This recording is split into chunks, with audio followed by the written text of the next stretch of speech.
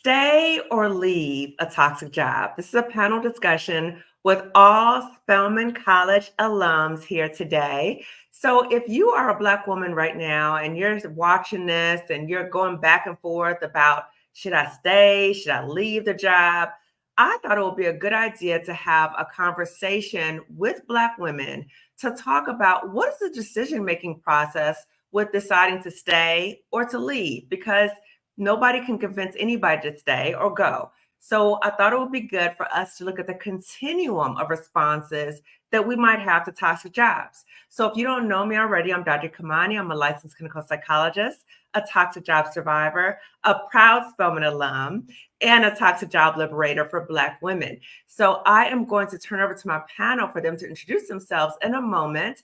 And just let you know about the panel that is structured so that any of the panelists can respond to the questions. So not everyone will respond to every question sometimes, okay? So if you haven't already subscribed to my channel, please do so. Lifting As We Climb Consulting Wellness Services. Please share this video with other Black women and give this video a thumbs up because it's gonna be good, okay? So I'm gonna call you off as I see you on my screen. If you could just briefly introduce yourself and we'll go into the discussion. So Sonia. Thank you, Kimani. As usual, I am honored to be amongst, of course, my sisters in the movement. I am Sonia Williams-Lewis. I am a career-long educator at the middle and high school level in California. Left my toxic job and started educational consulting around my own boundaries and parameters. And it just was a decision that I had to make for my mental health, for my physical health, for the health of my family, and the impact that I wanted to see on our community and students being at the center of that. So yeah, leaving the toxic job was a decision that I had to make. Yes, thank you so much, Sonia. Dr. Monica Cox. Hi, thank you so much, Kamani, for the invitation. Hello to my fellow panelists and Spelman sisters. I am Dr. Monica Cox, and I am a consultant. I'm a CEO of Spelman LLC, and I'm also a distinguished professor of engineering at my institution. I am still at the institution where I've experienced a lot of toxicity. And one thing that makes, I think, my situation a little bit different is that I do push a lot as a tenured professor. I call out the system as I am in the system, making sure that I'm very strategic about how I share names or how I refer to different things, but I have really pushed the boundaries on calling out policies, processes, harm to all marginalized people at my institution. And I am every day doing the work to hold this system accountable while I am in it and exposing what needs to be done to make sure that it is a safe place once I leave. Thank you. And if you haven't seen Dr. Monica Cox online, she is very vocal about her institution. So she's really active on X or Twitter, but really talking about stop playing diversity. So I've had her on some of my panels and Sonia as well. So check her out. And DeShaunda Gooden Warner, one of my other classmates. So Sonia's my classmate and DeShaunda's my classmate. So if you could briefly introduce yourself. Thank you, Doc. Good afternoon or evening, depending on, I guess, where you are in the country. I'm DeShaunda. And I, too, am like a recoverer from a toxic job situation, multiple, actually, let me just go and tell the truth. And I made the decision to kind of transition out of organizational work at the top of this year. So it's all kind of fresh and new for me. And so excited to kind of hear from the other panelists, like what some of the strategies are that you use, since I'm a little bit earlier in my journey. But I am a founder. So I have a small little shingle put out a consulting agency, and I do personal brand consulting as well as marketing consulting with small to medium-sized nonprofits. And I'm so excited to be here. It's always super lovely to hold space with my Spelman sisters. So I am excited and looking forward to the conversation. And this is a topic that is super near and dear to my heart for both personal and professional reasons. And so I'm so grateful and delighted to be here today. Thank you. Thank you. And I appreciate that you said a number of things. One is that you are pretty new to this process. So I want Black women to see the range of the different responses. And some of us have left a while ago, some of us have recently left, but I want Black women to see a reflection of themselves in us. So I appreciate you sharing that. And then we have Stephanie Mitchell Hughes. You may have seen her as well on my YouTube channel. So if you could introduce yourself, Stephanie, please. All right. Thank you. Thank you, Dr. Kamani. Thank you for inviting me to participate in this. I always consider it an honor to be amongst my Spelman sisters. I am by profession an attorney.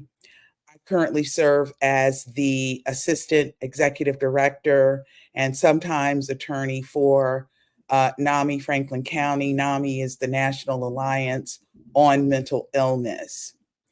I did not willingly leave my toxic job. I was told on multiple occasions by health professionals to leave my toxic job, and I just really did not want to do that. And ultimately, in the end, I was forced to do it because I developed long COVID and I could not figure out a way to go back and continue muddling through all that I had to go through within that toxic space. Thank you for sharing. And Stephanie, this actually kind of helps us transition to the next question. And I just want to follow up with you for a little bit, because from what I remember, you were in a very stressful, toxic work environment, but you kept staying, right? And you kept, because you were provided for your family and all these other things. So you stayed, even though the doctor told you that your health was at risk, but you stayed. And I think a lot of Black women have a similar issue. Either a doctor has told us, a family member, a friend, somebody has said, this is harming us, but you stayed, right? Can you share a little bit about what went into your decision at that time to stay? Because again, I think Black women can resonate with that. So I stayed because I was and I am still a solo parent. At the time, my children were much younger. Now they're young adults, but I stayed because I was a solo parent. I needed a consistent income. I was not receiving child support or anything like that. And I also needed health insurance for my children. And so because we had found ourselves in such a dire situation financially, when I started over back in 2006, I was not willing, regardless of how bad it really got, and it got to be pretty bad, to leave a toxic job, my toxic job. A doctor told me to leave in 2013, and I would not do it. And then in 2022, I was in a situation where I was going to have to leave because I had long COVID and was on leave. And because of the nature of the job that I had, if I couldn't return within full time within a year of being on short-term disability leave, I would be separated due to disability. Wow. And that was ultimately what happened. I was still trying to figure out how I was going to go back after May of 2022. I told one of the doctors who was treating me for long COVID, I said, well, listen, I just want to go back and work another 6 or 7 years, and then I'm going to retire. And she looked at me and she said, if you go back, you won't live another 6 or 7 years. Wow. And mind you, I was still going to go back. Wow. Because I just really couldn't see a way through what would happen if I didn't. Yes. But the other thing that also I think is a factor is the generation that I come out of. I'm on the cusp of being a Gen X, Mm-hmm. between Boomer and Gen X, raised by parents born during the Depression. And so these were people who got up and went to work every single day, regardless. These are Yeah. people who work 2 and 3 jobs, regardless. So Mm-hmm. the idea that I can remember over the course of my career, for me, I was always proud of myself. If I was really, really sick, if I could get my head off of a pillow, I was going to work. That's just the mentality that I came out of. Mm-hmm. And so, you fast forward all these years later, the idea of just not quitting your job is just Mm-hmm. like unheard of. Right. I mean, regardless of the situation. Mm-hmm. And I was in a really toxic situation. And as a labor and employment attorney, because I spent most of my career as a lawyer doing that work, you can just imagine all of the situations that I've seen and encountered where there are people, and I've just thought to myself sometime, listen, you just need to leave that. But I wasn't willing to leave my situation for myself.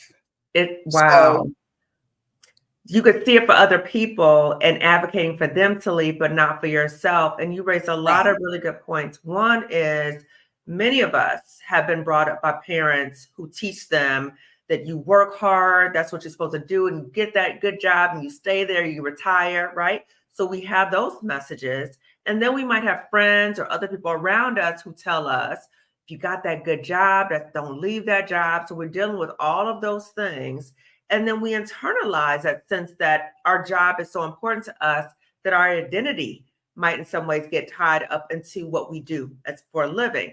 But your doctor, thank God your doctor said that to you, like real cut and dry. Look, you may not make it. And that's why I am so vocal on this YouTube channel, because I want Black women to know, number one, that you're not alone.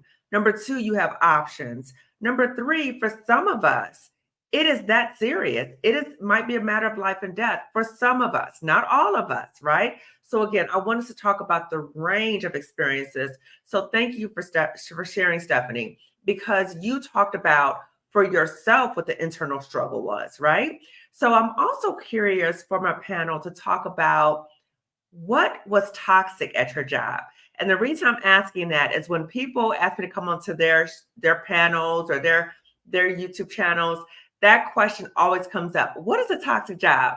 And I say, well, it's up to each person, right? I can't say what's toxic. I just say it's a situation where you're experiencing some type of physical, psychological, even spiritual harm, right? But I would love to hear from you all. What would you say, or what was your experience at the job that was toxic for you?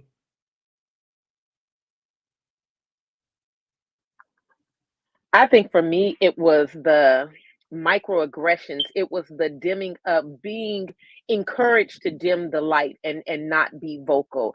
It was why are you only advocating for this group of students when in reality, when you advocate for the students that's the most marginalized, you're really and truly advocating for all students, right? Wait, I'm sorry, wait. Can we say, were you advocating for Black students? Yes. Okay, let's just be clear about that, right? Because I used to work for a school district too, right? It was the same thing. So if you dare to be vocal about Black students, now any other students, that's fine. But if you were advocating for Black students, there was pushback. So I just want to say I related Absolutely. to you. Absolutely. And the data proved itself, right? So Mm-hmm. if we brought data to the table in every conversation and said, but this is the group that's suffering, but this Right. is the group that's underperforming, but this is the Mm-hmm. group that's underserved, this is the Mm-hmm. group that's most marginalized and vulnerable and all of the things, right? And just because Black was associated with that group, there was such pushback. Yeah. And so it made it hard for me to show up as a Black woman Mm-hmm. and be proud that Black students, one, trusted me as a voice for them, right? An Mm-hmm. advocate for them. And then to be encouraged to be silent about what the real deal was about how they were not Mm-hmm. performing, how they were not being served. Mm-hmm. And so that was my, telltale moment. I was forced out, like Stephanie, I was forced out.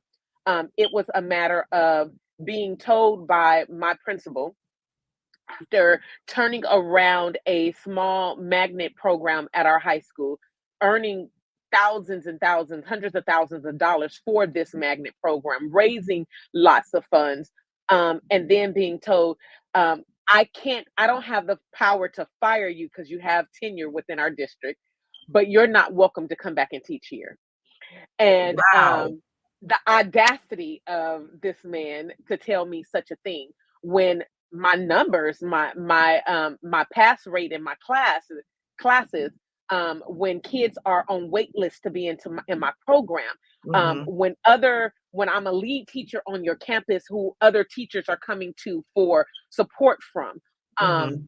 and you're willing to sacrifice that because you need to save face, because you're not in the spotlight, so to speak, because Mm. you can't speak about the data, because you can't highlight a program. And it came to a point where my integrity was more important. I discovered that the principal had stolen money from my program to give to another program, and I refused to be silent about it. And Mm. because he couldn't control, the optics, it was easier for him to say, "You're not welcome here. I'm going to tell you to your face that I can't fire you. So I'll let you be a district problem, just not my problem." And Wow. so I had a white colleague, thank God. She was one of my high school teachers, and I was her boss at this time. She was older in her career. And Mm-hmm. she said to me, she's pulled me aside and she said, "Sonia, I need you to go to the doctor and tell the doctor that you are struggling with X, Y, and Z, and tell them to take you off on medical leave." And I said, here we have a white woman who knows the system and knows how to operate within the system to get their needs met mentally, physically, all of the things, right? Mm-hmm. My doctor immediately took me off work for 6 months, Wow. extended my mental health leave for an entire year where they had to pay me. And then because I refused to quit, we then had to go into negotiations as to what my severance would be, if I separated from the job, because I'm gonna play your game at this point. And Right. I was willing to sit with the attorneys, and I was willing to say, no, this is where the harm took place. And that harm, this is what is impacting not just me and my family, but it's Mm-hmm. impacting our entire school community and the Mm-hmm. district for that matter. Mm. So you fought, right? You stayed for a period and you fought, right? Long as I could fight, and it was a hard decision to continue to fight. I will tell you, it was one of the biggest fights of my life because I Mm-hmm. was spiraling into anxiety and panic attacks and depression. Mm-hmm. But because the fight in us, coming from that spirit of parents who say, get up and go to work, I can remember one of my first psychology classes at Spelman, and we had an assignment to do. Ask the elder women in your family what stress looks like. And I can remember going to my mother, my aunties, and a couple of older, family friends saying, what stress? And all of them, hands down, was like, we don't stress. What's that? We just Ooh. deal with it. We Ooh. die with it. We Ooh. allow it to kill us. Ooh. And that was a eye-opening, Wow. just listening to them say, what is stress? Oh my Like, God. we make lemonade out of lemons. Like, Mm.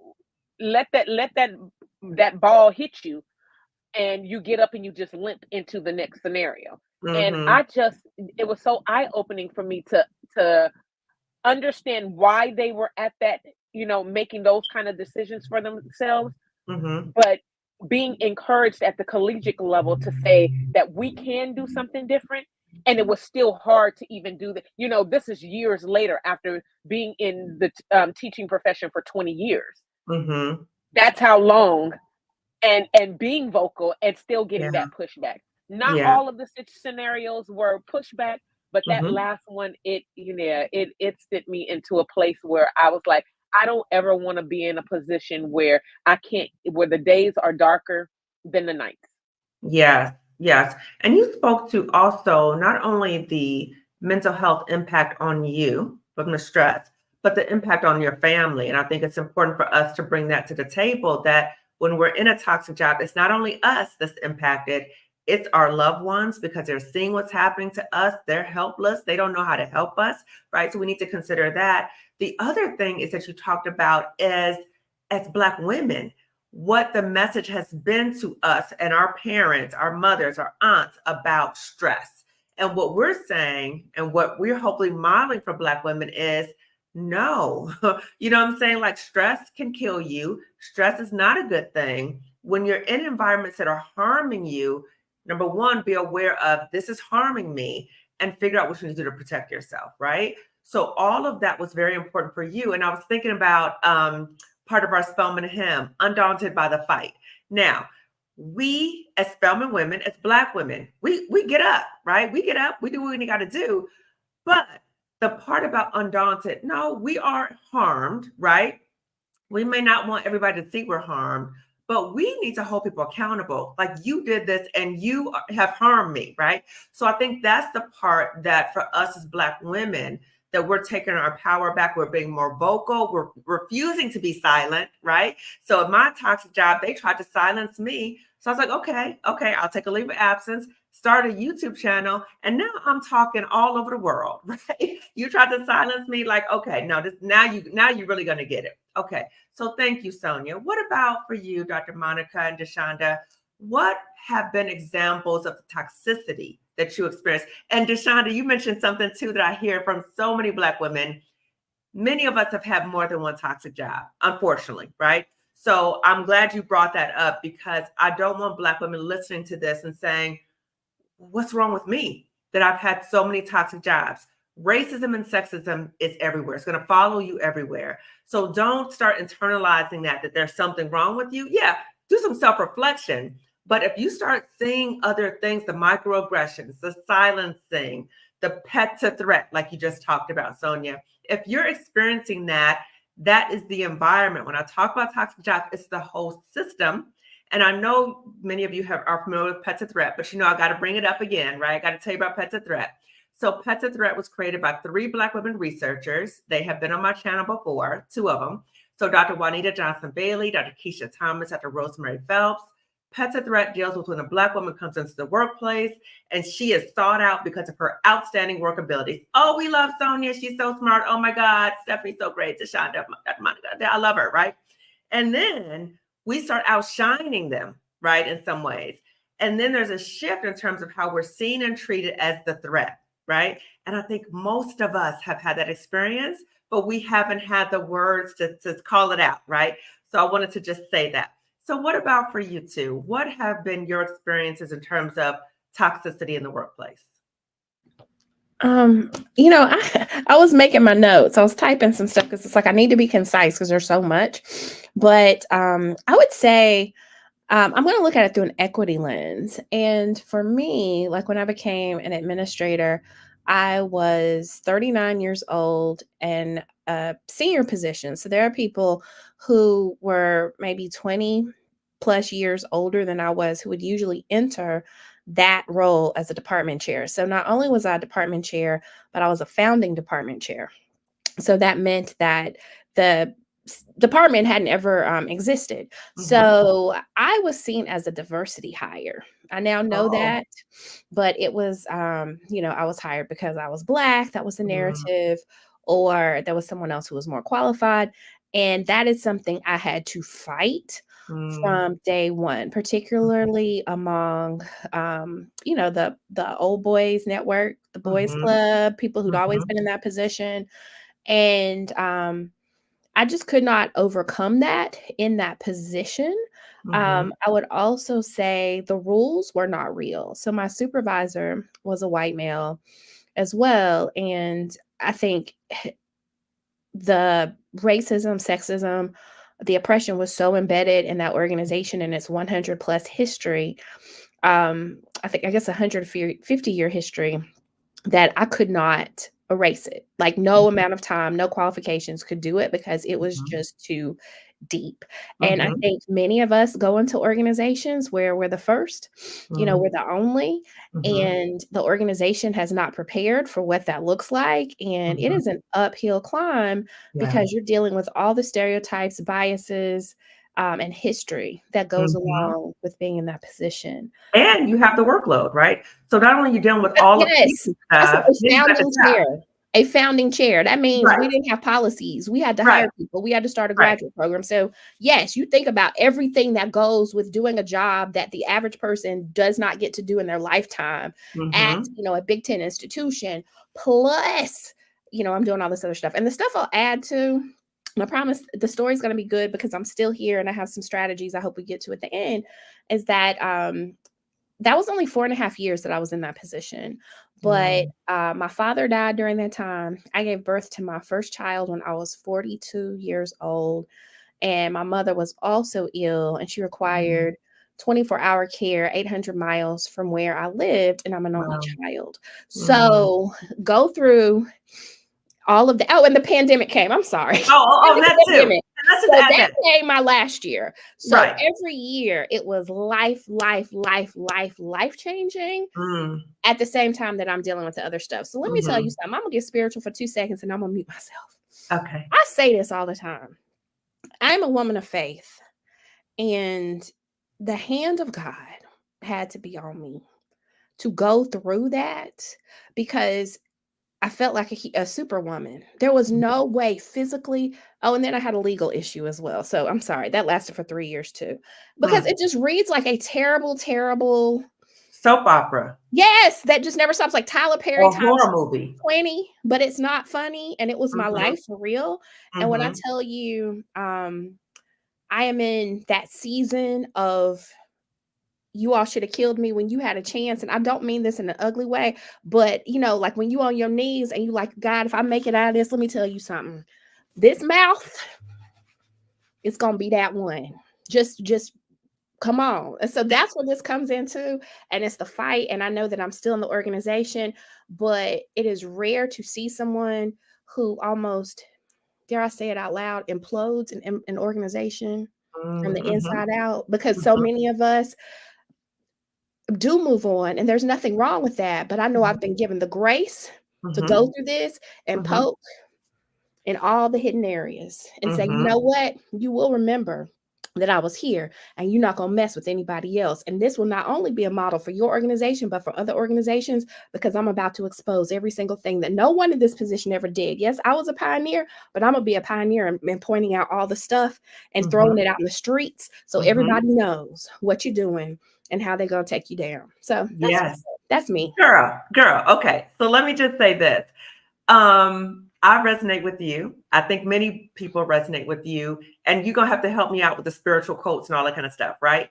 But I said this yesterday, that what God made for evil, no. What they made for evil, God made for good. Is that right? That's that right? Okay, exactly. So at the toxic job, they may be doing evil stuff to you, trying to break you, right? And they can make you go to your knees, right? All this stuff can make you go to your knees and feel like you're about to lose your mind, all these other things, right? But guess what? When they do that, when you rise up higher. And you rise up without fear. Like when I was rising up, I was like, I'm gonna call y'all out, right? Because I had no fear, because you've already done everything you could to me. So there's nothing left that you could do for me, right? And so the difference is, and we're going to get into this too, Monica, as we talk about strategies, the difference is that you call them out within and you're still there. I'll call them out. Some there, but a lot once I'm out, right? So thank you for sharing. What about for you, DeShaunda? Can I say one more quick thing? And I wrote a book about it too, called Never Defeated, and it's on Amazon, and it was on like a top 100 bestseller in business, diversity, and inclusion too. And I want you to notice I put my whole body on it, and then Never Defeated. And it's like, not only is it like I'm gonna tell you, but here's a book with my face in case you didn't know it's me. So thank you. I love it. So I'm going to put Dr. Monica's book information description section. So thank you. What about for you, DeShaunda? Yeah, I thank you everybody for sharing. It's super edifying. And I'll say, Dr. Kamani, the thing that you kind of named at the beginning about labeling, right? Naming and framing what's going on. I just want to double click on that right now. I know earlier in my career, I was experiencing like symptoms of like toxicity in a job environment. And sometimes it was at the hands of managers and leaders who were white. And sometimes it was at the hands of leaders who were Black, right? So that I want to point that out. Like, it's not Yes, just yes, Oscar and Kimco. Yes. and I didn't have a label. And I'm a hardcore introvert. And so I internalized. And so for decades, I was internalizing. And so my response when I'm in a toxic environment became, all right, less of me must be safer, right? And so let me hide, let me get quiet, let me mask, let me cover as much of my identity as I can so that I can avoid becoming a threat, even though I didn't know pet to threat. Like, that wasn't even a phrase that was out at that time. And that's kind of how I live my life. If you're looking for racism, sexism, you will find it. And I decided, you know what? I'm not going to go looking for it. If it comes, I'm going to say something, right? Like, if it's overt, I'm definitely going to address it. But I'm not looking around in the cracks and the nooks and crannies, right? Looking for racism. And that's how I survived. That was what my survival strategy was. When I did my MBA program, and I was like in my late 30s, so I was like older when I went back to graduate school.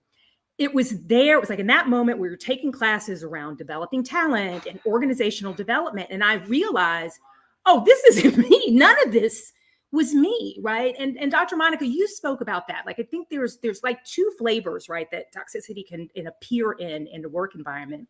One is at the structural level, right? It's policies, it's procedures, it's career progressions.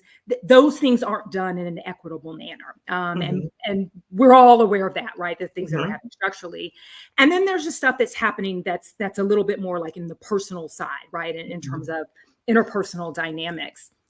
And when those two things collide, it's awful, right? It's a really, really awful thing. And so I know maybe about 2 years, maybe 3 years ago, I was introduced to the work of Dr. Tema Okun and how she defined white supremacy culture. And that was like, boom, boom, boom, boom, boom. It was like fireworks, right? Lights going off. And I was like, oh, yep, all the things. And so at my more recent toxic jobs, it wasn't the most recent, but one of my more recent toxic jobs, I remember like when I first started, I was so excited. And I had navigated my way into this organization and kind of a leveling up in terms of titles because I had bumped into like the structural oppression, right? In an environment where it didn't matter what to do. I had fallen off the glass cliff, as it were, right? I wasn't going anywhere else inside of that organization. So I spent about a year kind of reinventing myself and thinking about what I wanted to do to move into this new role. And so I started, it was the first time I was kind of reporting into a CEO that was male, because I'd been working with women for many years. And in our first one-on-one, I'm like on the job for 2 weeks. The very first one-on-one we were in, I was just sharing. I was like, oh, you remind me of such and such a person on TV, right? Like some random person that was on a reality show. And the person I was reporting to knew who the person was. And his response was, well, he's not very attractive. And I was so thrown off. Like, I didn't even know how to respond to that. I was like, what a weird thing to, like, what difference does that make, right? Like, in this context, why would you even say that, even if you were thinking it? And so, like, 30 seconds later, his response to me was, you aren't everyone's choice for this job. No. I swear to God, 2 weeks on the job. That was his response. And so I'm going to like kind of flag that, right? Looking at Tema Okun's framework, overly defensive, right? So that's like hallmark number one of toxic work environment. Like, people are hyper defensive. And so there's nothing I could do. I'm there for 2 weeks. I can't leave now, right? Because as has been shared by other people on the panel, I have financial obligations, right? Like, I'm stuck for at least 18 months. I gotta ride this out. And for 18 months, every time I was in an executive meeting, I'm looking around the table at my peers going, okay, now which one of y'all didn't think I was the right choice? That's all I could think about the entire time that I was there. And so what happens, right, when it's happening structurally, because this is the person, it's the founder of the organization, it's the person that's leading policy and procedure. It can feel like really, really, really overwhelming, right? And so the things that I noticed that I bumped into was certainly defensiveness. I think that sense of like perfectionism, right, was really, really difficult. And for me, like a mark of a toxic work environment. And like the biggest red flag for me is really around the sense that everything is urgent all the time, right? Mhm. Which is how people end up invading your weekends and Yes. your nights. Mhm. And if everything is urgent, nothing is, right? And so all of these are like, again, like these kind of hallmarks of what we would call white supremacy culture or whiteness. Mhm. And it's just reinscribed everywhere. And Yeah. I kept kind of changing jobs. And I was like, everywhere I go, there it is. And so I ended up like you. I was like, well, I'm not doing that anymore. Like there has to be another path forward Mhm. that doesn't involve placing myself into environments that I know are going to be difficult. And Mhm. basically modern organizational life is toxic. That's what it's designed to be, right? With few exceptions. Almost every place I've ever worked certainly Yeah. has elements of that. And whether or not it impacts you is a function of the person that maybe your manager. Like how much is someone kind of hovering over their team, which is certainly what I try to do as a leader. Yeah. And I think the message that is sent to so many of us in the workplace is that you don't belong. So it's either that direct, blatant, disrespectful, you don't belong. It is the push out that you all talked about. It's the other behaviors that tell us we don't belong and you don't have the psychological safety in the workplace. But guess what? You know what's so amazing about us is even though these things happen, and I think not only for us, other Black women, we still perform at a high level. Right? So that just says a lot about us, but there's a toll. There's a toll, right? Can we talk a little bit about what was a toll? Stephanie, you started off talking about how your doctor was like, you're not going to make it another 6 or 7 years to try to stick it out to retire. Can each of you share what was a toll that it had on you being in that toxic work environment? Well, I can. So I was at my toxic job for 14 and a half years. Mm. And before I go any further, the term, because sometimes people will think it's just a race, white people, white supremacy, but it can also be Black people. It's And anybody the with white term supremacist that behaviors. I used for Black people, DeShaunda, is I call it blood sowing, being blood sowed. And it's based upon the character Dr. Bledsoe in Ralph Ellison's book, Invisible Man. Wow. So when a Black person is your Dr. Bledsoe, and so people, younger people who really have not had a ton of work experience may not have encountered this yet.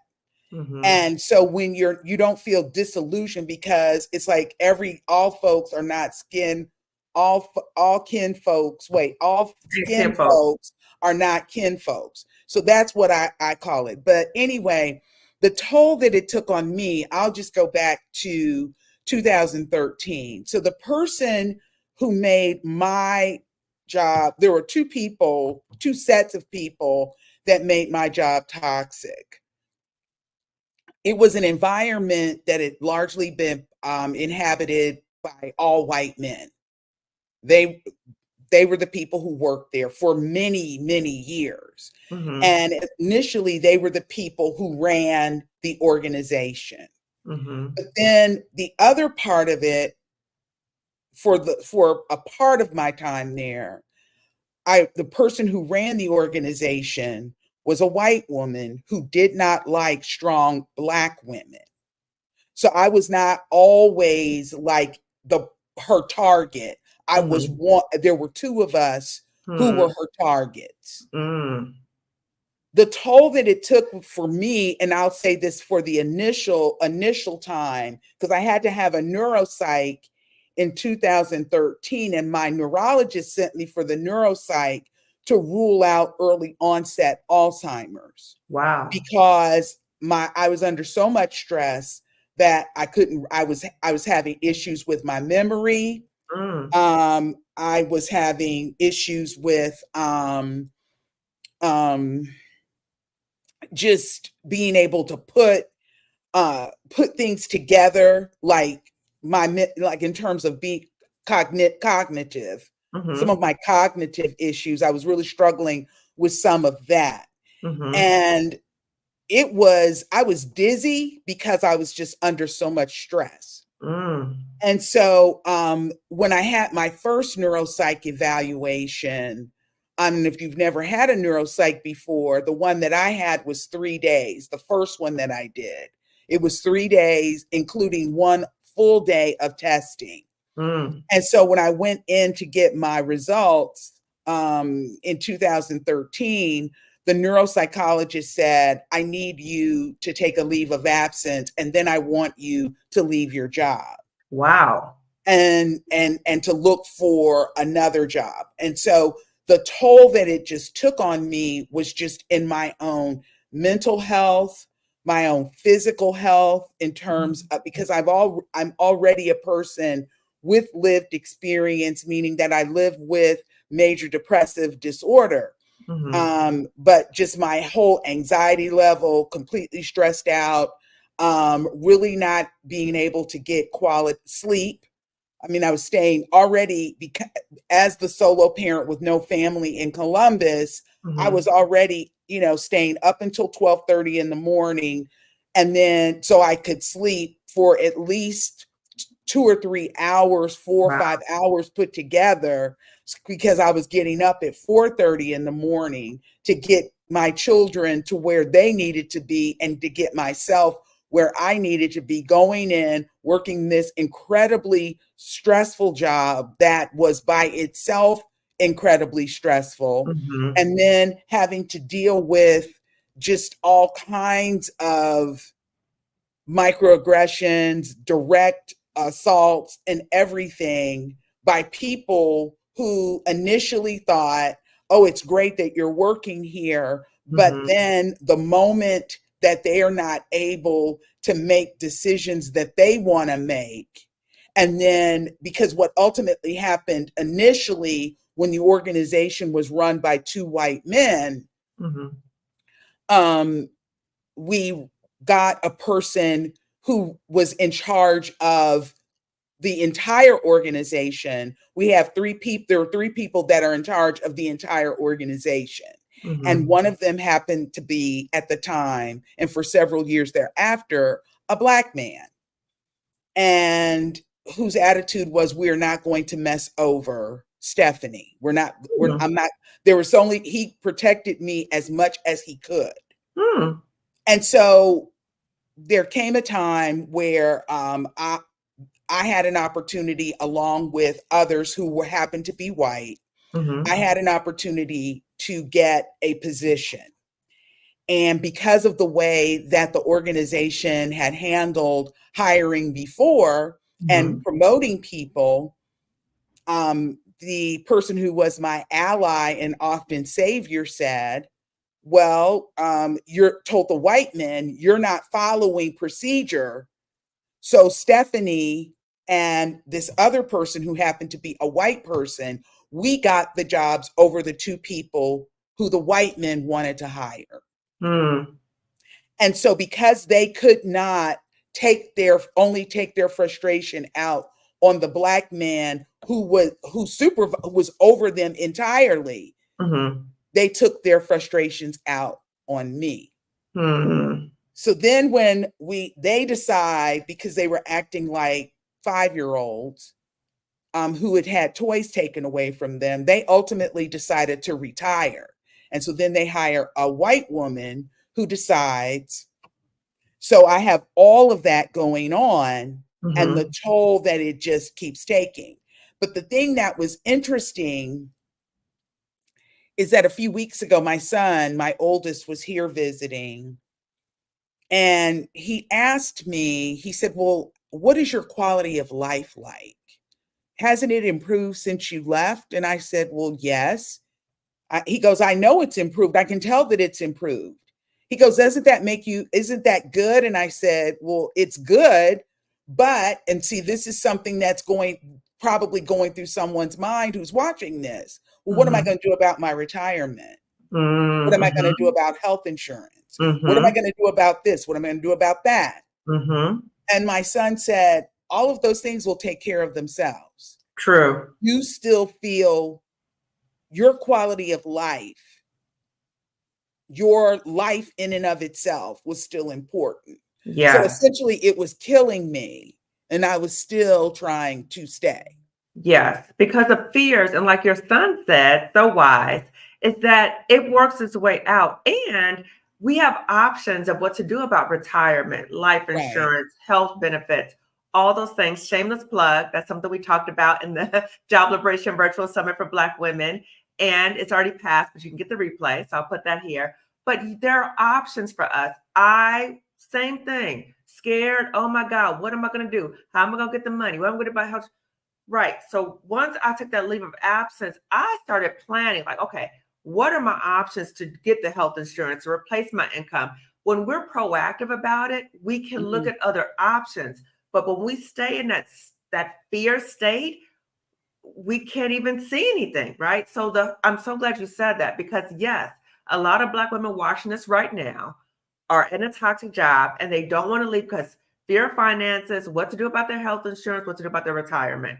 But we're here to share with you there's other ways. And Stephanie, you said not only the quality of your life, I would even say the quantity of your life, because I Mhm. know I would not have made it at that job. I would not have made it. Okay. So I know for me, now that I have left 2 years out, I know that the Mhm. quality of my life is better, but I am healthier physically and psychologically. So we have to consider that as well. So thank you, Well, Stephanie.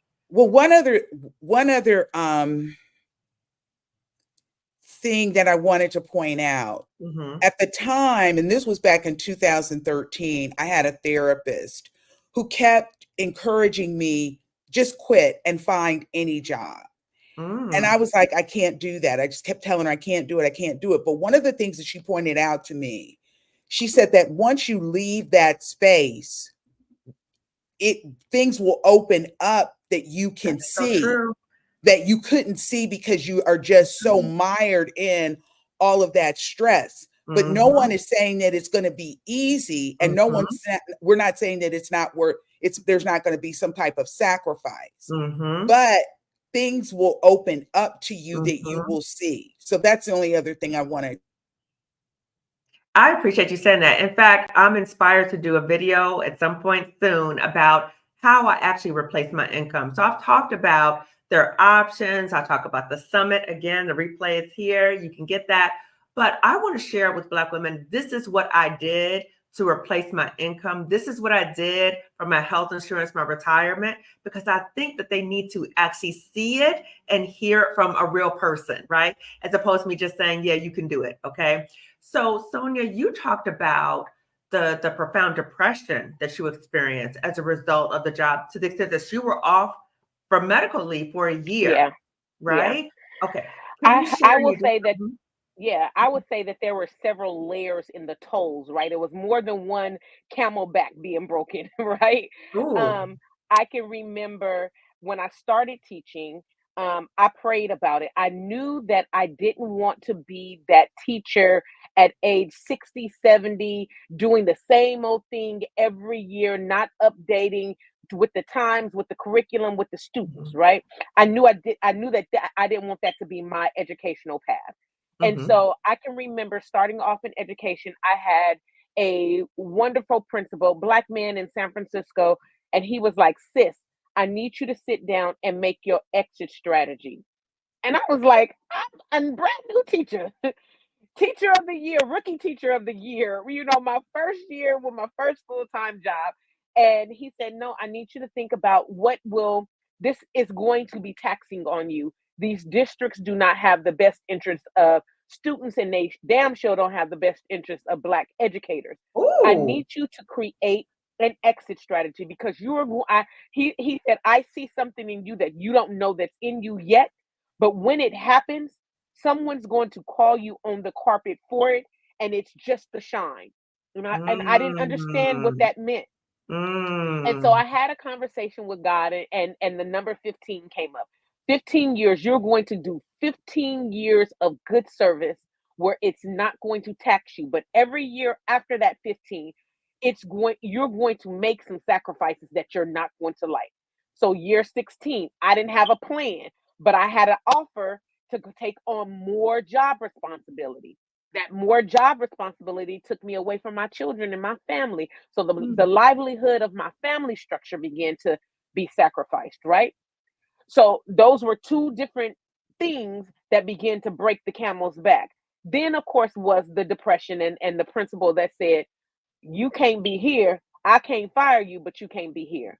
Mm. The third really important breakage for me was they it was like they suck a dog on me that I didn't deserve. And it was a Black man. He was the assistant superintendent of our school district. And I can remember sitting in his office, bawling my eyes out. I brought one of my girlfriends with me as moral support. And I said, I just need you to take notes, because I know this is going to be an emotional moment, because this Black man is going to tell me, this Black woman, baby, it's going to be okay. And here's what we're going to do to make it okay, and like placate it and brush it under the rug.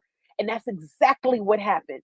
Wow. And that's when I had to bring in, legal and get an attorney and things of that nature. But the last thing that really, really just took the cake was they offered me a 5-year severance package, and they wanted me to be silent. They didn't want me to tell why I left. They didn't want me to name names. They didn't want me to get the information about the money being stolen and all that kind of stuff. And I had an attorney who said, they gonna make you be quiet. And I said, I refuse to be quiet. So we negotiated for another 18 months after I was out on leave for a year and a half. And it came down to, I was willing to sacrifice 2 years of that severance package. So I settled for 3, but I didn't have to be silent.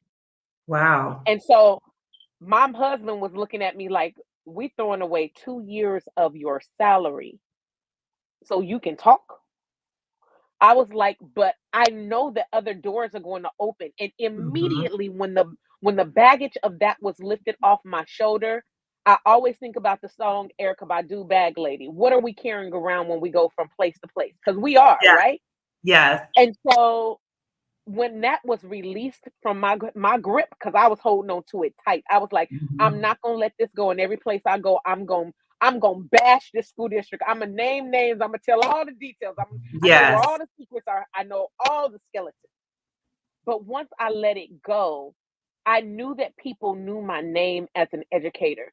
And so I had a girlfriend who came to me who was going through a similar experience. And she said, let's do consulting. And we have some people who love the work that we do. They trust our voice. And we have some kids that they can't reach. Let's do consulting. And I can remember one of my still mentors in the educational world here in California, Dr. Ramona Bishop. She gave me my first contract, and she said, I don't care what you do with these little Black girls, but we got to prevent them from dropping out of school. And I'm going to pay you, a contract to come in and work with them at lunchtime. And it took a Black man telling me, baby, you're going to be okay. And then having to bring in attorneys and having my kids be at home like, she ain't here this weekend because she's working overtime because her job is giving her. It was the layers of the camel's back being broken that made me sit my behind down and accept the depression for what it was. And that was how I got over the hurdle. And of course, I will say finally that it was the therapist. It was a therapist that talked me through. I didn't want to get on medication. I didn't want to be that thing that, oh, that's what white people do. I didn't want to do all that. But I will tell you, those conversations, just sitting in her office and talking just to get it out was the therapeutic part of it. Yeah. She didn't offer me solutions, but it was just the safety of being able to get it out. And so though it was layers, it wasn't one thing, it was multiple things. And it took all of those. I'm so convinced that it was all of those things that I experienced that God made sure that He had me.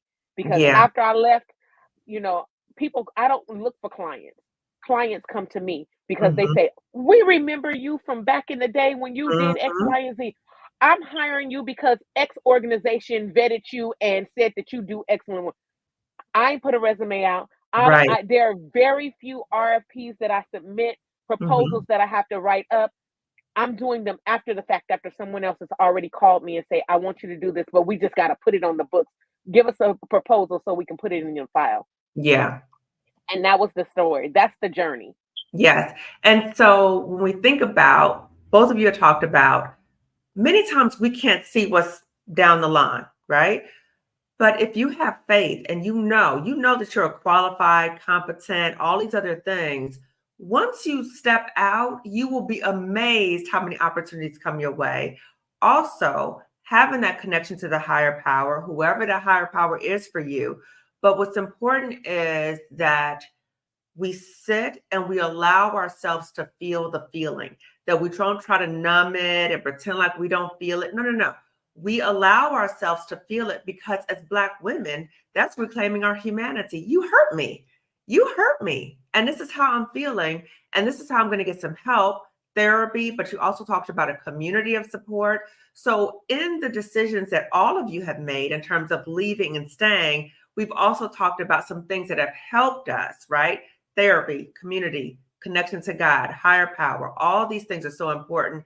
And to know your own worth is so important too, right? So, Dr. Monica, what about for you? How did it impact you? Yeah, I would say that I have been very blessed in being able to brand myself, to actually engage with a brand called Stop Playing Diversity. And it was an unexpected thing because social media was where I connected to people. As I was going through what I was going through, I was documenting, what was happening. And over time, I realized that there were opportunities similar to what we're talking about here, consulting opportunities. And so I have developed my exit strategy if and when I need the exit strategy. But I do feel that I also am able to do the work that I need to in the organization with the research that I'm doing. Like I can study institutional betrayal. That's a research area that I can do and bring into the organization. And so it aligns because I've had to shift and I've been able to shift doing my work and actually get paid to do the work that I think is very important. And so that has been a blessing, but that was also a choice.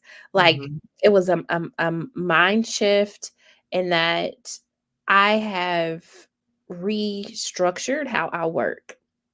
And so I'm kind of going off just a little bit, but like I went to the doctor recently, and in the past, I was really stressed. My numbers were just off, but I'm doing really well. And my doctor was like, Good. "What's going on with you? What's happening?" It's because I stay at home when I need to stay at home. I do have the ability to do some remote work. I used to push myself and do stuff. And if something doesn't feel right, if that meeting isn't good, if something's, a little off, then I am listening to my body and I say what needs to be said and I move on. And so I feel that the nugget I want to leave with your listeners is that I have redefined how I work in this system, and I do not lead from the white supremacy, patriarchal, capitalistic perspective.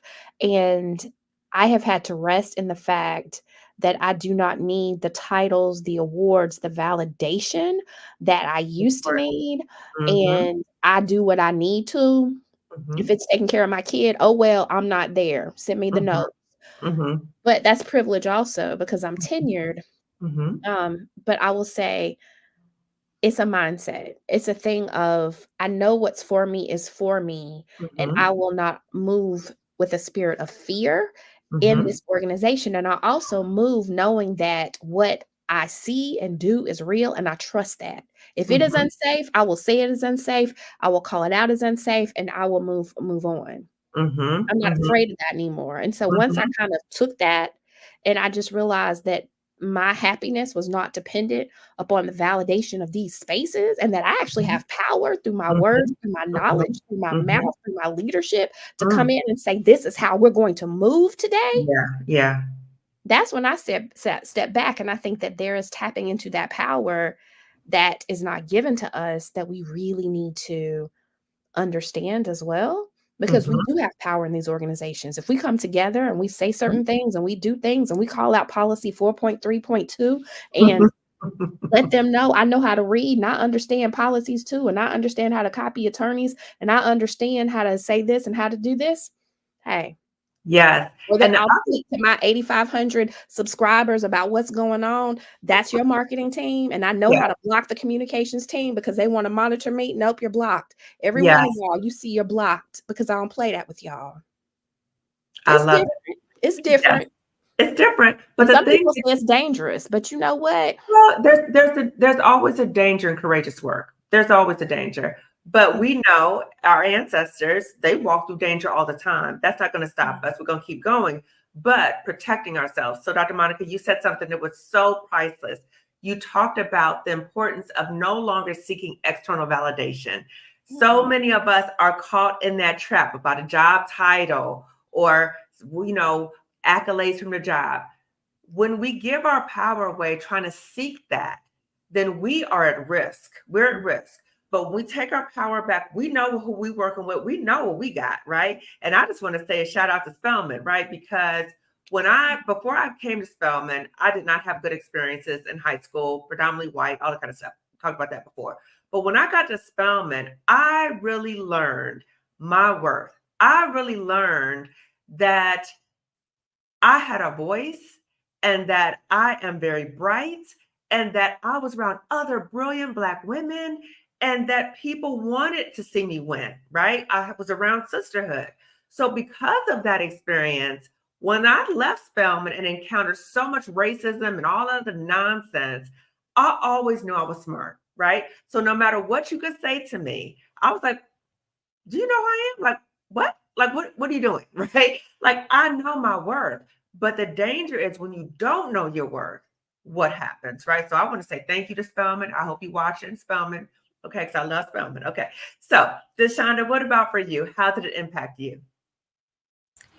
Yeah, and certainly in very, very similar ways that have already been shared. So I won't, belabor the point. But for me, because of my decision early on, because my first really big toxic job that resulted in a stress leave, I was in my 20s when that happened. And when I came back into the job after that, I did some hardcore job crafting. Like I completely rescaped my job and my role and what I was going to do when I came back and what I was going to do and what I wasn't going to do so that it was palatable, right? And I could stand it. But it made me sensitive, right? Like I was aware of where my edges were, like my hard edges, like do not cross this. Like I have some softer boundaries that you could probably cross, but my hard edges, I knew where they were. And so as long as you didn't invade my soft edges, like the little in-between ground, I just sublimated. And it started to appear like PTSD, right? Which is there's something going on. I'm just not conscious and aware of it necessarily. And so at the moment where I was aware that again, that tendency to kind of lean in and over-index on looking for external validation turned into my stress response, right? So the more stress I got in the job, the more likely I was to fawn in vain, right? Like, so I wasn't fleeing, I wasn't fighting, I was fawning in vain. Like I was like, the Society of Magical American Negroes, whatever that movie is. Oh, this white person stressed. Let me go in there and make them feel better and take it out on somebody else, right? That was what I was starting to do, and it was taking a toll on me, as we've talked about. That's unpaid labor, right? I'm tending and befriending everybody else, but no one was doing it for me, right? Right. And so it was just harder to wake up on Monday, right? Like it was classic burnout kind of stuff, right? Like PTSD. And I made a decision, much like Dr. Monica did, really like everyone on the panel, like, you know what? This is not working for me. I'm not going to do this anymore. I'm stepping into my villain era, right? Like I'm saying no, I'm holding firm boundaries. You know what? I know you think I'm supposed to be coming into the office 3 days a week, but it's toxic in there. I'm not coming at all, right? Like I just started setting boundaries. I don't want to be on camera. I'm not going to be on camera. Like if you have a problem with it, you can call and you can discuss it with me. I just got really, really aggressive and firm and embraced my villain era, right? Like if that makes you feel bad, that hurts your feelings. Sorry, Charlie, right? Like I've been doing it for 30 years. You can do it for 30 minutes. You'll admit. And I think some of that, like that kind of mindfulness of what was going on Mhm. helped me to notice when I was starting to feel unbalanced so that I could make conscious choices. Oh, I'm a little out of balance. Let me engage in a little bit more self-care now, right? Mhm. Let me be a Mhm. little bit firmer about not working late for the next 2 weeks. And so I Mhm. can reset myself so that I don't get so far off the Richter scale that I Mhm. end up now in some kind of clinical situation, right? Where Mm. I've now got to go to the doctor. I've been diagnosed with Right. something, whatever the case may be. Right.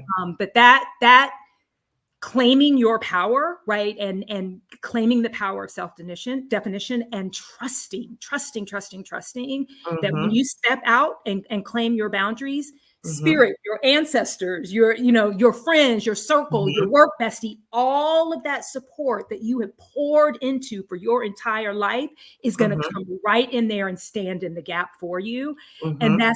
that's a faith thing, right? That is a Yeah. faith thing. And so I love how everyone leaned back in and touched into that sense of power and Yeah. prayer as an anchor, because it's spiritual warfare, right? It's It racial, surely it's is. gender, but it is spiritual, and Yes, you it have to be is. tapping into and You using talk about break your spiritual soul. breaking Yes. souls. You have Yes. to tap into spiritual technology to do that. There's a whole bunch of Mhm. toxic people at work I've prayed over, and they have left me alone. Like they still Yes. somewhere being toxic, but God put a blanket around me. They're Yes. not coming over here with me, right? Like Exactly. I believe wholeheartedly in that spiritual technology. Girl, me too. Me too. So many things. So the importance of having a psychological armoring for us, knowing our boundaries, knowing our worth, knowing what it's like, no, I don't want that. That's not the part that you know what I'm saying? But you also said something that was so valuable too, is sometimes we're in these workplaces, we have to mask, right? So we come in, we mask because we playing a game and all that kind of stuff.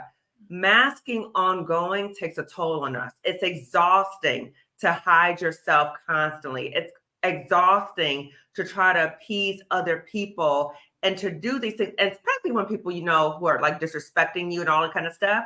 That is very hard, right? You also talked about PTSD symptoms.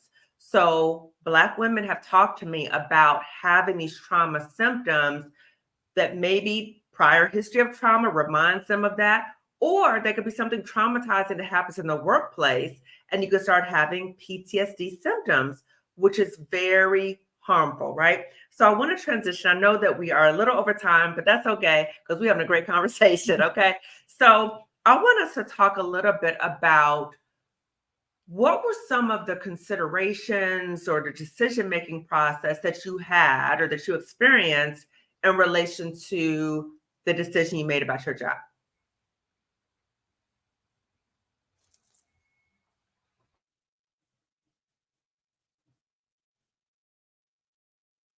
Anyone? I'll jump in. Oh, sorry. No, go ahead. Okay.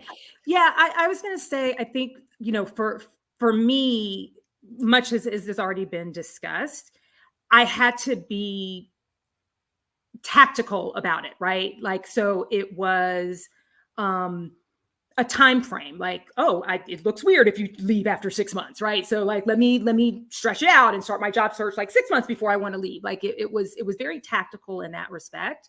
Mhm. But my litmus test, right? Like my stay or go is, how do I feel at 4 o'clock on Sunday?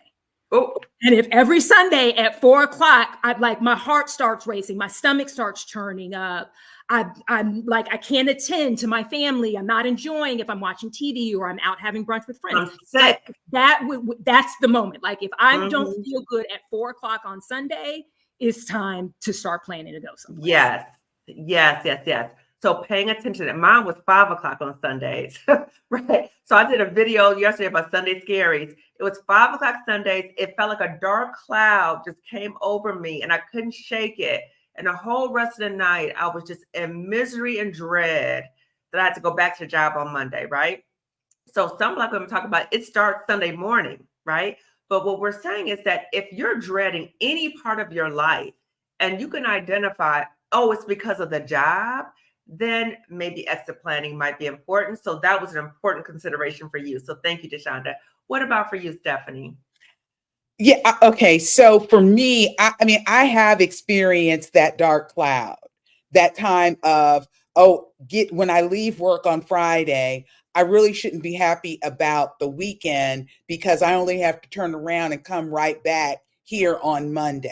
And so Wow. you're just kind of like managing these expectations, and everything, and just looking at just the way that it made you feel. I know that for me, walking into my last toxic job, the one I held for 14 and a half years, Mm-hmm. I can remember never unpacking my office. I never unpacked my office, never got comfortable in my office Mm-hmm. because I never knew and always felt that any day could be the day that they would make me leave. Ooh. And I did not want to be in a situation where I was not packed up and ready to go if they made me leave, which Mm. is just disgraceful. But there's Mm-hmm. one other thing, and we would have to have like an entire program on this. Back in January, 3 other Black female attorneys and we were on a virtual panel at a conference about well-being in the law. Mm-hmm. And we were talking about some of the unique experiences of Black women attorneys. And so the premise was based upon this request to come back into work from the pandemic. And there were 2 Black women at a particular law firm who Mm-hmm. requested extended medical leave rather than to come back in. Mm-hmm. And the HR director asked, well, was it surprising that they had requested that extended medical leave? Mm-hmm. And so that was a question that another person had asked me. Was it Mm-hmm. surprising that these Black female attorneys requested extended leave rather than to come back in? Mm-hmm.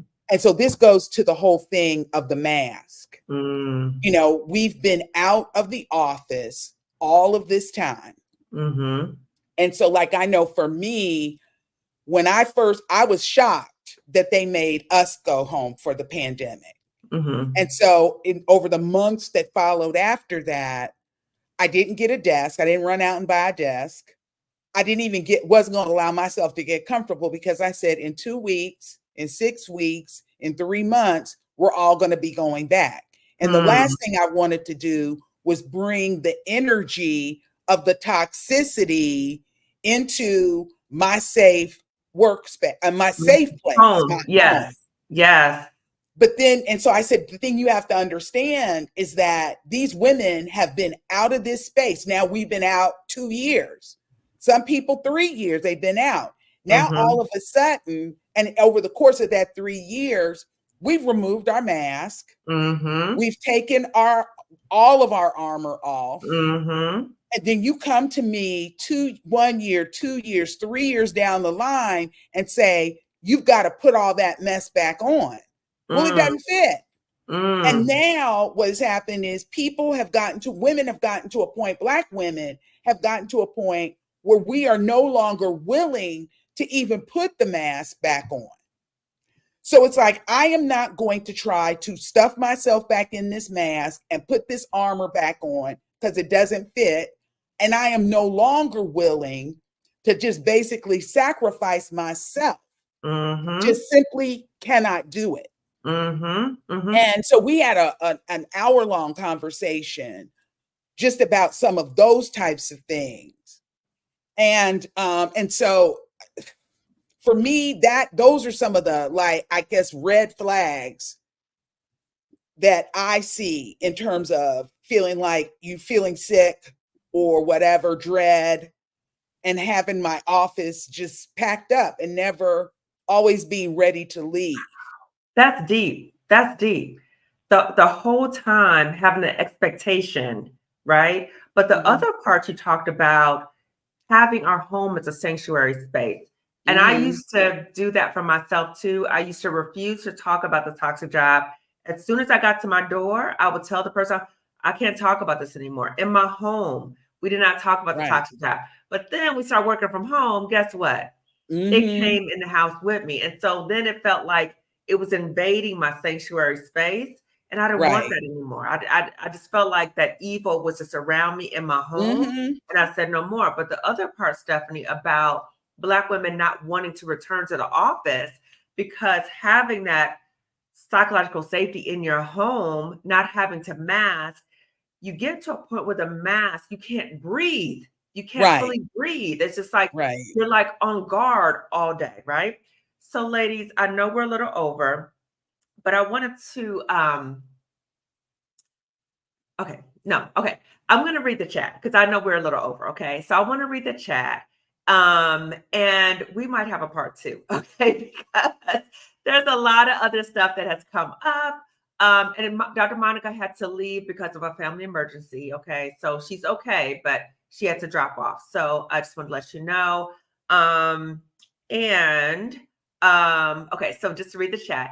Hi, hello everyone, enjoying this conversation and learning. I was too, absolutely, and having to educate people on top of that. Dr. Monica, stilettos on your back.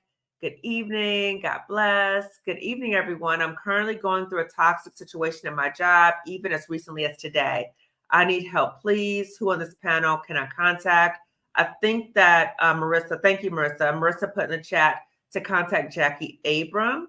So please contact her, okay? She has been on my channel before. Please check those other videos and get her contact information, okay? Good evening. Let's see. False sense of urgency, right? When they're like, oh, we need this yesterday, right?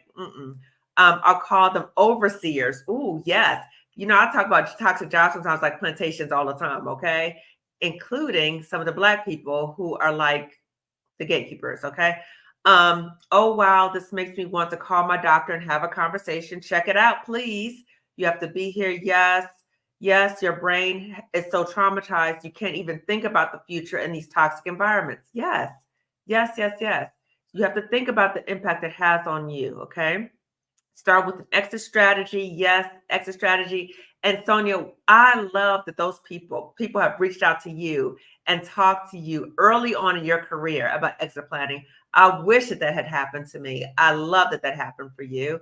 So powerful. Institutional betrayal. Never heard of that. Yes, Dr. Cox, it's mindset. Fearlessness is contagious. I will leave a job, period. No job will take my power again. Good. I love it. Yes, the external validation is a trap.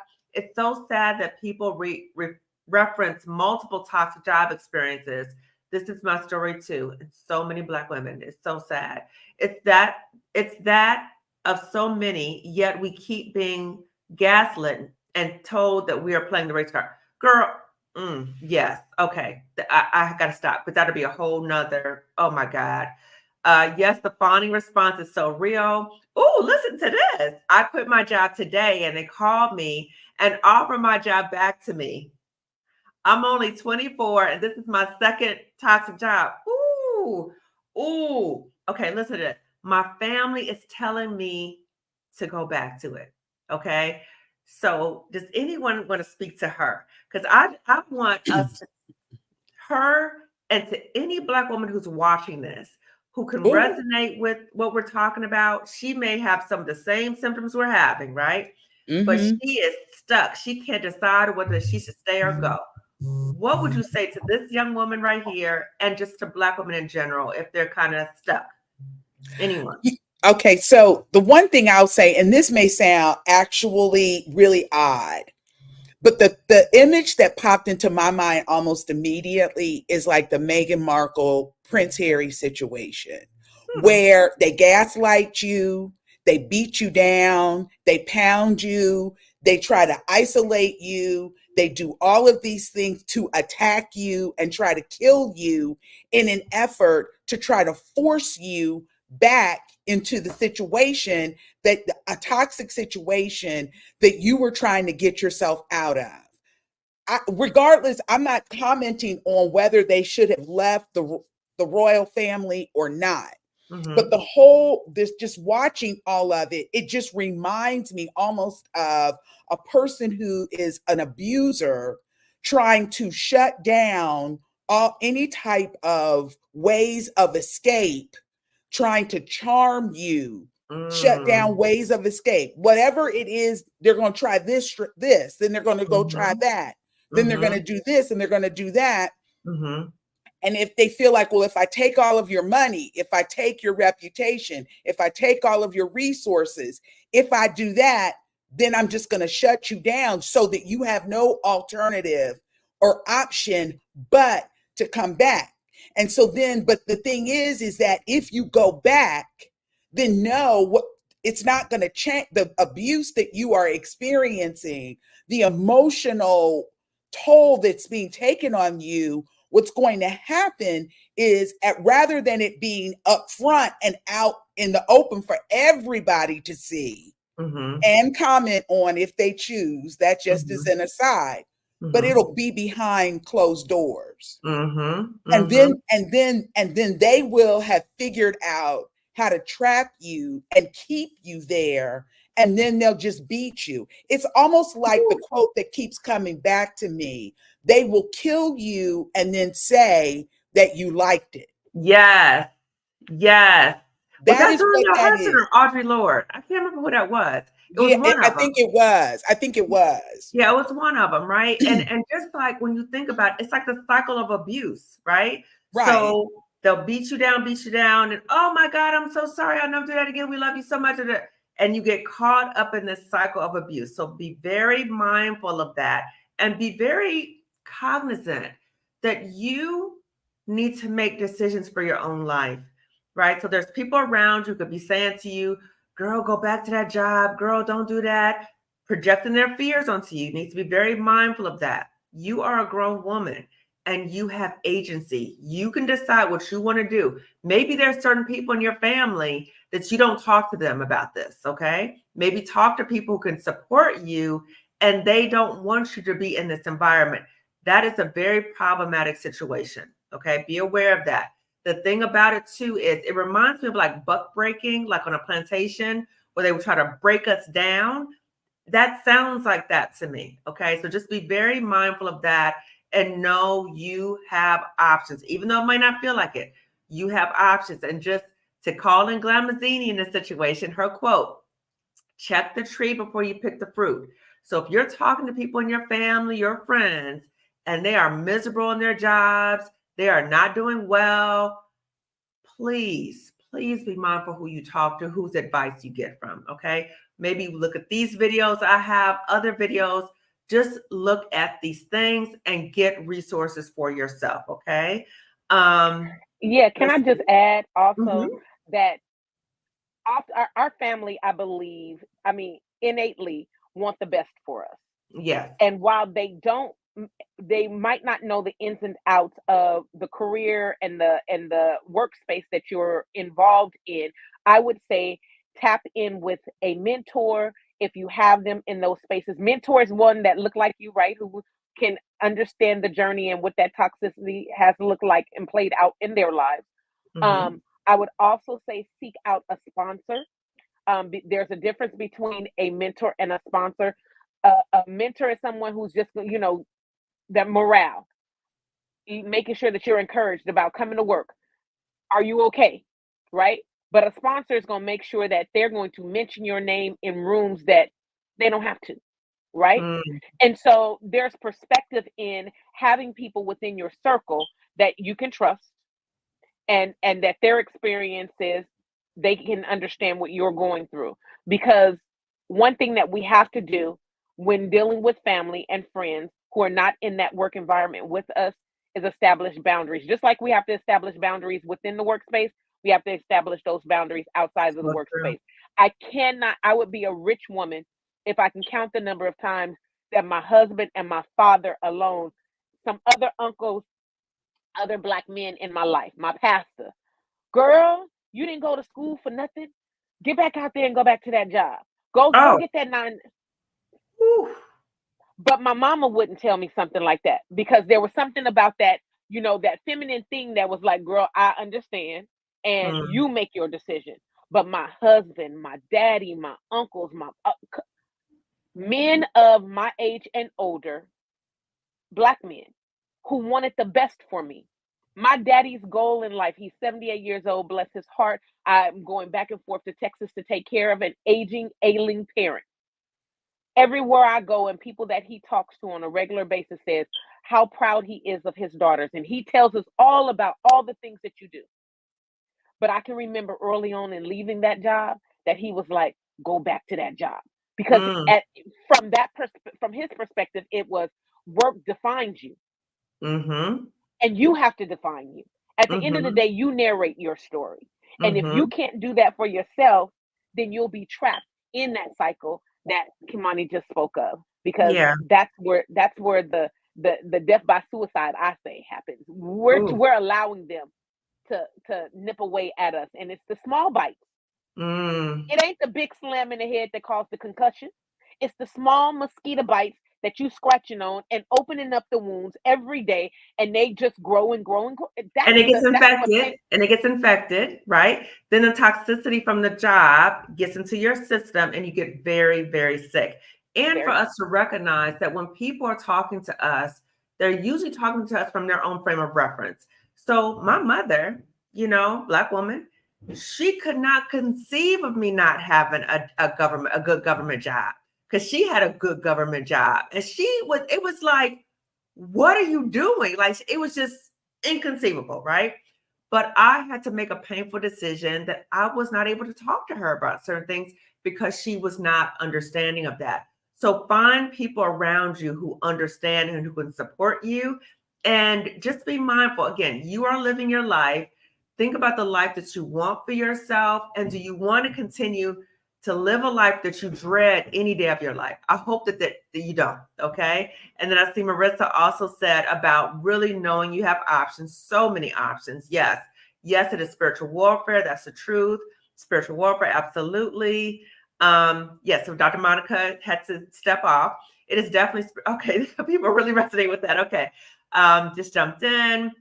Yes, I felt so defeated at my jobs too, like that dark cloud. Oof. I would never put anything on my desk either. Was there for 9 years. Yes, I actually had a mother and daughter on, Dr. Watley and her mother, Mrs. Watley. And Mrs. Watley said, never decorate your work area. She said, don't get too familiar there, right? Don't get too comfortable there, because you might need to just up and go. Okay, I love when she said that. People would attempt to give me water fountains and other stuff to put on my desk, but I kept that stuff in boxes. Yes. How many have used leave to cope with toxic workplaces? So I took a leave of absence. Sonia did. DeShaunda. I think all of us have taken a leave. If you're able to take a leave, please do so. It gives you a moment to kind of breathe. And when you're not getting beat down constantly, you can start having some clarity. Like, wait a minute, something's not right here. Wait a minute. There has to be another way out. When I was on my leave, I started my whole exit plan strategy, because I knew when I took that leave, I was like, I'm not coming back here. I'm not coming back here. So yes, please look into a leave if you're able to do that. Yeah, I did not take a leave. Oh, you did not? I didn't take a leave. I was on short-term disability leave because I had long COVID. Right. But I was still actively trying to figure out how I was going to go back. And see, the thing you don't want to do is wind up like me. I mean, on life support practically, before, because I didn't even, when I was first diagnosed with long COVID and first started in the program that I'm in to treat my long COVID, my doctor wanted me to work part-time. And I said, oh no, they're never going to let me do that. And then I finally had gotten to the point where they wanted to give me Aricept and to help support me as I was on with long COVID. And when the doctor said, because Aricept is an old Alzheimer's drug. And when my doctor said that, I was like, okay, fine, I'll take a leave of absence. And it took like 2 or 3 months before I finally even said, I'll go on a short-term disability leave. Wow. And so I'm like steadily really sick going, I'm still going to go back. I'm still going to go back. That's how bad and deeply ingrained that was. So I would say don't wind up on life support. If you need to take a leave of absence, take that leave of absence. I would encourage people to do that. Don't do what I did. You know, when you're just practically ready to pull the plug because you've nearly killed yourself trying and, and really compromise your own health, trying to stay at a place that really is trying to kill you. Right. You're sacrificing your life for a place that's trying to kill you, and you are expendable, right? So why do we continue to do that? I think Dr. Nadia Lopez said, why do we kill ourselves for jobs that will not mourn for us at our graves? And, it's so important. I'm so glad you said that, Stephanie, because the women that you just said, there are a lot of women like you who were like you, where they will stay and stay and stay, and they get sick and sick and sick and sick. But they will say, I got to stay here because I need to do my job because people depend on me, right?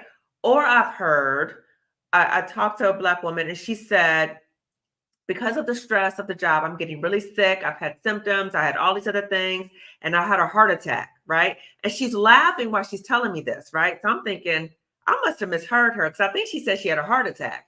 And she said, yeah, I had a heart attack, and then I went to work the next day, right?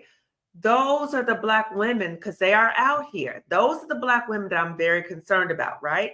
And then I also saw a Black woman make a post, and she said, I'm hanging on by a string. Can somebody give me some coping tips about how to last 2 to 3 more years until I retire? Those are the women, right? Because they are so wrapped up in this, they have to stay at the job, that they are prioritizing a job over their own health. No job is ever worth your health. It's not, right? A job is a way for you to make money. If that job is harming you, you can get another job. I'm telling you, you can get another job. Okay. You get another job. You can have your own business, whatever that might be. Okay. So don't think you cannot do anything else. If you've gotten a job you had before and other jobs, what makes you think that you can't get another job? Okay. So you have to start testing yourself and looking at the data and say, wait a minute, this is fear-based. It's not reality-based. I will be able to find something else. No job is worth your life. Okay. So, she's talking about the Sunday scares. It started at 3 p.m. or so on Sunday. I can't stand it. Girl, I don't want that for you. Okay. We don't want that for you. So if you are experiencing the Sunday scaries, my hope is that you can start exit planning. So when I say start exit planning, I'm not saying start exit planning and leave tomorrow. I'm saying start getting your plan together. So as I mentioned before, the Job Liberation Virtual Summit replay is available. That might help you with your exit planning, but please start exit planning, okay? Let's see, school, I did, that's a great question. Power, proving our worth, ending reasoning, I know this well. I get this, Stephanie, so they're talking in the chat. Oh, Zora Neale Hurston. So Zora Neale Hurston said, people, if you don't complain about how they're treating you, they'll say, oh, you liked it, right? Here it is. Marissa, so dope. If you are silent about your pain, they will kill you and say you enjoyed it. Yes, yes, and yes. You have to define you. Yes. I resonate with that because I'm the first in corporate America. Check your employee handbook for leave of absence options. Yes, we overwork. Many of us taught that we have to be twice as good as white men. That job does not define you. Yes, the job does not define you. And I just think so many Black people have been taught that we have to work twice as hard to get half as much, right? We are in an age that we have more options, okay? Yes, there are certain things that our parents, our family had to do. We can exercise our options. I want to say this as we're closing, and I know we're over. I just want to say this. I want everyone to remember the commencement address. I know you are all there, but Oprah Winfrey was our commencement address for Sonia, DeShaunda, and I, right? And she said something that has always stayed with me, and I want to share this with you for you to remember this too. She said, in life, people might try to treat you like a slave girl, but you remember you're a queen girl. Everybody watching this, You are a queen. People will try to make you feel like you are a slave. You are not a slave. Know your worth. You are not committed to that job. You have agency. You have freedom. Remember your worth. Remember you're a queen, okay? So I'm signing off, everyone. And if you haven't already done so, give this video a thumbs up. Share this video with at least 2 other Black women. If you haven't already subscribed to my channel, please do so and turn the notification bell. And I will see you all later. Panelists, if you guys can stay on. Bye, everyone.